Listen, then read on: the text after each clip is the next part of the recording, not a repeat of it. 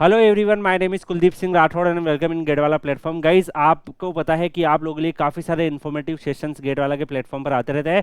Guys, काफ़ी student ऐसे होंगे जो पीएसयूज को टारगेट करने का सोच रहे होंगे। और गाइस, जब आपको पता है कि गेट 25 के फॉर्म जब भरे जा रहे थे तो उस टाइम पर कई सारे ऐसे पीएसयूज थे जिन्होंने अपने शॉर्ट नोटिफिकेशन अनाउंस किए थे। 10 to 15 पीएसयूज की कैटेगरी डिफरेंट डिफरेंट ऑर्गेनाइजेशंस ने अनाउंस किया था। तो यहाँ पर कुछ जो है ऑर्गेनाइजेशन है वो अपनी रिक्रूटमेंट स्टार्ट भी कर दिए और कुछ जो है वो अपकमिंग टाइम्स में आपके लिए करेंगे।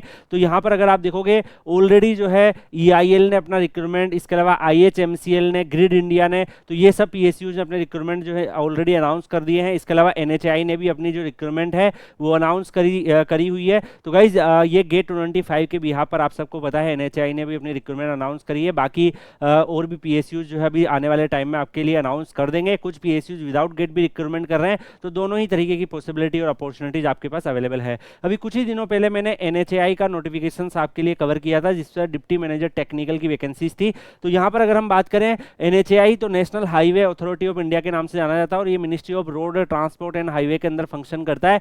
यहाँ पे मैं आपको बताना चाहूंगा गाइस कि जो एनएचएआई है, national highway authority of India, ये काफी सारे नेशनल हाईवे डेवलपमेंट प्रोजेक्ट्स वगैरह में वर्क करता है। अप्रोक्सीमेटली अगर आप देखोगे 50,329 किलोमीटर के नेशनल हाईवेज और बाकी सारी चीजें इन्होंने डेवलप की है। तो यहाँ पर अगर आप ऑब्जर्व करोगे, इस साल जो वैकेंसीज अनाउंस हुई है गेट 25 से अनाउंस हुई है, 60 वैकेंसीज यहाँ पर अवेलेबल है डिप्टी मैनेजर टेक्निकल की, जिसमें आपको लेवल 10 का पे स्केल रहेगा 7 सीपीसी के अकॉर्डिंग 56,100 से 1,77,500। इसमें फिर आपका डीए, एचआरए और जो अदर अलाउंसेस वगैरह बेनिफिट्स है वो सब भी ऐड होता है। तो अप्रोक्सीमेटली 1 लाख के आसपास जो है आप अपनी सैलरी मान सकते हैं। इसके अलावा पोस्ट जो है वो आपका डिप्टी मैनेजर टेक्निकल का है। जनरल की 27, एससी की 9, एसटी की 4, ओबीसी एनसीएल की 13, ईडब्ल्यूएस की 7, पीडब्ल्यूडी की कोई वैकेंसी नहीं। टोटल जो है 60 वैकेंसीज इन्होंने इस साल जो है वो सिविल इंजीनियरिंग, अगर आपने गेट 25 में अटेम्प्ट किया है तो उनके बिहाफ पर इन्होंने वैकेंसीज अनाउंस करी है। गाइस, काफी स्टूडेंट को आइडिया होगा कि different different PSUs different different branch के बच्चों को रिक्रूट करती है।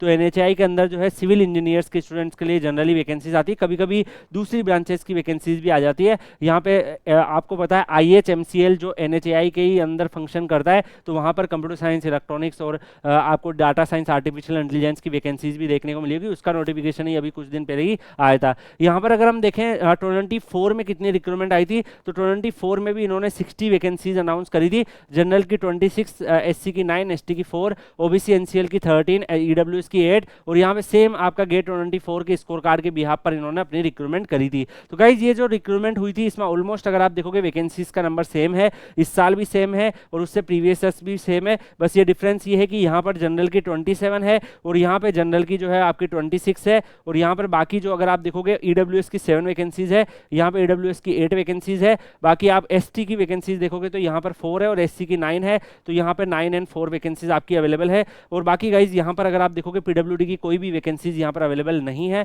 तो इसके अकॉर्डिंग आप यहाँ पे ऑब्जर्व कर पाएंगे। तो गाइज यहाँ पर जो भी वैकेंसीज आपको यहाँ पर मेंशन कर रखी है उसमें लास्ट ईयर जो कट ऑफ आपकी गई थी वो कितनी कट ऑफ रही थी, तो यहाँ पर ऑफिशियली हमने इनका डाटा कलेक्ट किया है।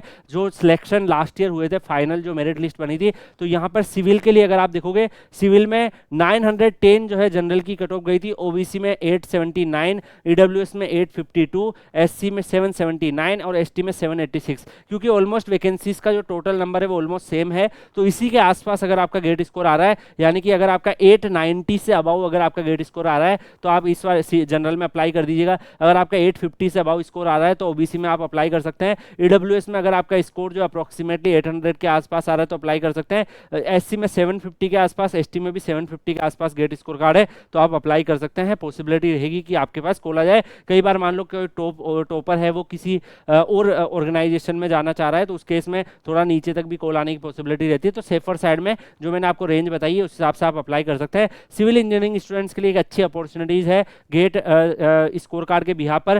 गेट 24 में भी इन्होंने रिक्रूटमेंट करी थी, गेट 25 में भी इन्होंने अपनी रिक्रूटमेंट अनाउंस करी है और पॉसिबिलिटी रहेगी कि नेक्स्ट ईयर भी रिक्रूटमेंट आए। तो जो students like next year appear होने वाले हैं वो भी आप एक आइडिया लगा सकते हो कि ये पीएसयूज आपके लिए अवेलेबल है। और बाकी गाइज और भी डिफरेंट डिफरेंट पीएसयूज के रिक्रूटमेंट जब जब आएंगे आपको गेटवाला के प्लेटफॉर्म पर उसकी अपडेट दे दी जाएगी, उसकी कट ऑफ वगैरह भी डिस्कस कर ली जाएगी। गेट 25 के जब फॉर्म भरे गए थे ऑलमोस्ट 13 to 14 ऑर्गेनाइजेशंस ने अनाउंस किया था कि वो अपनी रिक्रूटमेंट करेंगे। तो डेफिनेटली जिनका अनाउंसमेंट हुआ था उन सब की रिक्रूटमेंट आएगी अपकमिंग मंथ्स में आपको देखने को मिलेगी। मिलेगी। अभी आपको पता है आईआईटीज के आपके एडमिशन्स भी चल रहे हैं, तो अगर आपने अप्लाई कर रखा है तो किसी आईआईटी में आप जाके ज्वाइन कर लो। उसके बाद जब पीएसयू आए तो फिर उस हिसाब से आप डिसीजन ले लेना कि आपको एमटेक करना है या पीएसयूज में शिफ्ट करना है। तो गाइस बाकी आप लोग Kuldeep sir underscore PW Telegram channel Telegram पे सर्च करके ज्वाइन कर लीजिएगा। आपके करियर से रिलेटेड जितनी भी इंपॉर्टेंट अपडेट या इन्फॉर्मेशन होती है वहां पर हम लोग आपको शेयर करते रहते हैं। बाकी हम लोग मिलेंगे नेक्स्ट वीडियो में किसी और अपडेट या इन्फॉर्मेशन के साथ। तब तक के लिए good bye, take care, thank you.